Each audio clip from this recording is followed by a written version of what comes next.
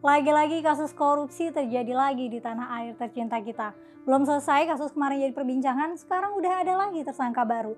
Dan proses kasus korupsi yang sekarang ini ada kontroversi nih. Kepala Badan Nasional Pencarian dan Pertolongan atau Kabasarnas TNI Henry Alfiandi dan Koordinator Administrasi Kabasarnas Letkol Afri Budi Cahyanto diduga telah melakukan kasus dugaan suap di lingkungan Basarnas. Wakil Ketua KPK Alexander Marwata menyebutkan bahwa diduga Henry Alfiandi dan Arief Budi Cahyanto mendapatkan nilai suap dari beberapa proyek Basarnas di tahun 2021 hingga 2023 yang jumlahnya sekitar 88,3 miliar rupiah yang didapatkan dari berbagai vendor pemenang proyek. Beberapa hari lalu KPK menetapkan keduanya sebagai tersangka, tetapi dikecam oleh banyak pihak. Lah kenapa ya? Bukannya emang seharusnya begitu? Yuk kita simak selengkapnya bersama aku Mela hanya di Pro Kontra.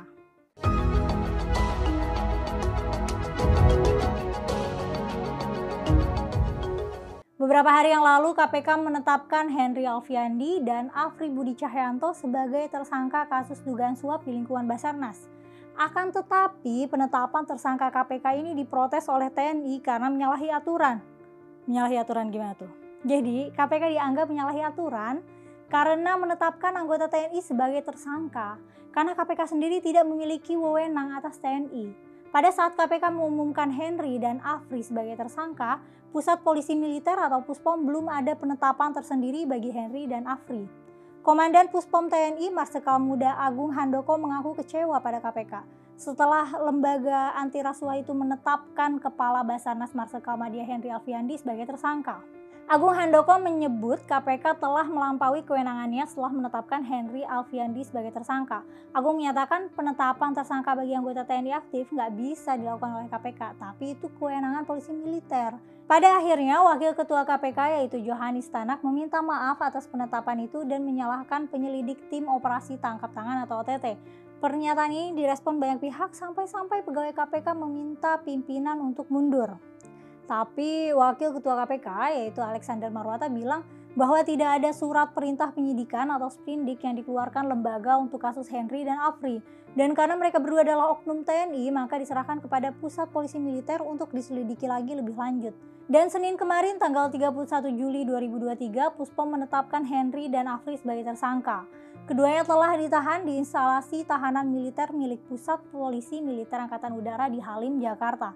Dan mendengar penetapan tersangka dan penahanan Kepala Basarnas Henry Alfiandi, Ketua KPK Firly Bahuri memberi apresiasi terhadap koordinasi sinergi ini. Sebelumnya, Ketua KPK Firly Bahuri menyampaikan seluruh rangkaian pengungkapan kasus dugaan korupsi yang menjerat Kepala Basarnas Marsikal Madya Henry Alfiandi dan Afri itu sudah sesuai dengan prosedur termasuk melibatkan POM TNI. Masyarakat Anti Korupsi Indonesia atau disingkat MAKI turut mengapresiasi Puspom TNI dan menilai Puspom TNI telah melakukan gerak cepat. Bunyamin Saiman sebagai koordinator MAKI yakin sanksi yang akan diberikan oleh pengadilan militer akan lebih berat daripada pengadilan sipil. Menurutnya Puspom TNI lebih bisa dipercaya dan profesional dalam menangani kasus korupsi. Boyamin juga menuturkan penetapan tersangka Henry oleh KPK bukan menimbulkan persoalan sebab tanpa didasari sprindik. Menurutnya apabila penyidikan diteruskan, maka membuka peluang Henry untuk lepas dari status tersangka karena penetapan tersangka tidak sesuai prosedur.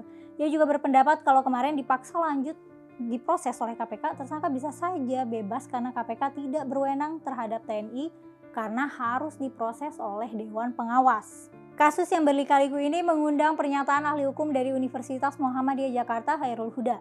Menurut beliau mengatakan Komisi Pemberantasan Korupsi berhak untuk menetapkan perwira TNI sebagai tersangka dalam korupsi Basarnas karena menurutnya tindak pidana itu melanggar kepentingan umum.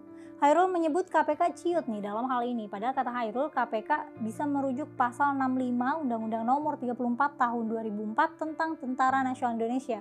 Pasal 65 ayat 2 berbunyi prajurit tunduk kepada kekuasaan peradilan militer dalam hal pelanggaran hukum pidana militer dan tunduk pada kekuasaan peradilan umum dalam hal pelanggaran hukum pidana umum yang diatur dengan undang-undang. Hairul mengatakan KPK bisa mengabaikan Undang-Undang Nomor 31 Tahun 97 tentang peradilan militer untuk kasus ini. Alasannya, kata Hairul, Undang-Undang TNI Lex Posteriori yang mengesampingkan Undang-Undang Peradilan Militer sebagai Lex a priori, yakni hukum yang berlaku kemudian mengesampingkan hukum yang berlaku sebelumnya. Hairul juga mengatakan penindakan anggota TNI oleh KPK juga bisa nih mengacu ke pasal 1 Undang-Undang RI nomor 31 tahun 99 tentang pemberantasan tindak pidana korupsi. Pasal tersebut menyebut pegawai negeri itu juga meliputi semua orang yang menerima gaji atau upah dari keuangan negara atau daerah. Jadi bingung juga ya mana yang benar, tapi untungnya udah ditetapkan sebagai tersangka dan udah ditahan nih. Kalau menurut kalian gimana guys? Apakah KPK harusnya ngambil langkah penetapan tersangka atau emang biarin aja TNI yang menetapkannya? Ya semoga hasil baik deh dan dihukum dengan adil ya. Tulis pendapat kamu di kolom komentar dong. Makasih sudah menonton sampai selesai. Jangan lupa untuk subscribe biar gak ketinggalan video terbaru Geolive. Like dan share kalau dirasa manfaat. Aku Mela pamit undur diri. Sampai ketemu di konten selanjutnya.